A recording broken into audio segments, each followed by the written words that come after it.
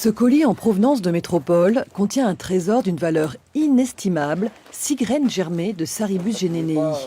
Et Saribus genenei, c'est lui, un palmier calédonien à feuilles en éventail. Il n'en reste qu'1 spécimen en pleine nature et une petite quinzaine chez des particuliers.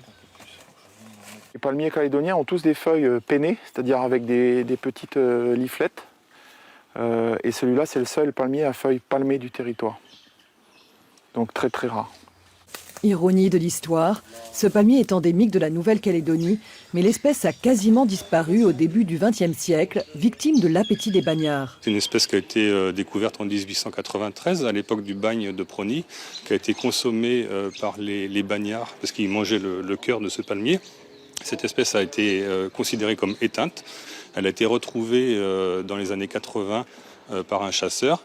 Un seul pied adulte, et donc on sait que a priori c'est le palmier le plus rare du monde.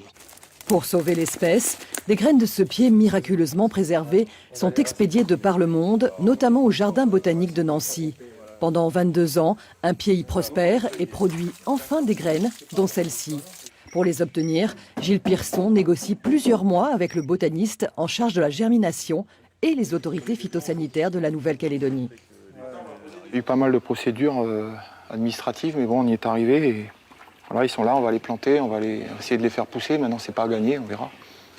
Qu'est-ce que vous éprouvez là en regardant ces... Un peu de fierté parce que c'est quand même des plantes qui sont très rares et c'est une grande satisfaction de les voir revenir sur le territoire et peut-être qu'un jour on pourra les replanter in situ et enrichir la génétique de cette espèce.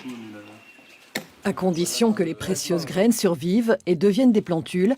Pour mettre toutes les chances de leur côté, Gilles et ses 2 fils les plantent dans un mélange stérile et les installent à l'abri. Alors là, ils vont être dans la serre chauffée, à l'abri des insectes, etc. Et puis, advienne que pourra, que Dieu le veuille. Si Dieu le veut, d'ici 3 semaines, les graines feront leurs premières feuilles et donneront naissance à une nouvelle génération de Saribus genenei. Un épilogue heureux pour cette espèce rare et menacée, fleuron de la biodiversité calédonienne.